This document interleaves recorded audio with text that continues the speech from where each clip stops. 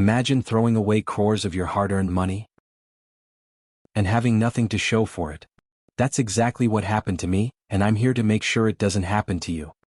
I thought renting was a smart choice. I thought I was playing it safe. But it was one of the costliest mistakes of my life. Renting seemed like a good choice initially, the flexibility, the lower upfront cost, and even the sense of freedom.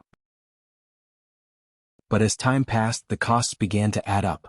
I didn't realize, month after month, I was paying off someone else's mortgage. I was investing in a property that I'd never owned, a place that could be taken away from me if things went south. This paints the reality of renting as a slow, subtle drain that's invisible until it's too late. The rent piled up over the years, eventually amounting to nearly crores. And yet, after all that time, you own nothing.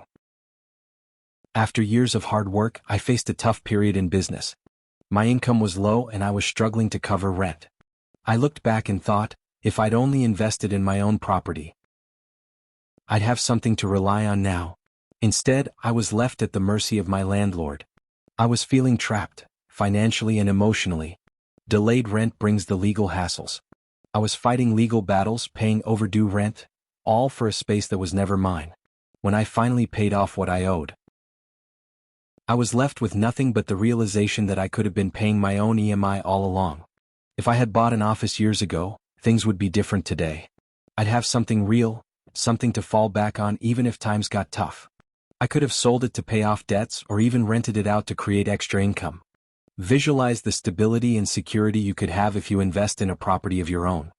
I wish someone had told me that buying a property isn't just about living in it. It's about investing in your future. Don't fall for the advice of those who haven't faced the real costs of renting. Don't let anyone tell you to keep renting if you want to build real wealth and security. Don't make the same mistake I did. Don't wait years and realize too late that you could have been building something for yourself all along. Take control, make the decision to invest in a future you own.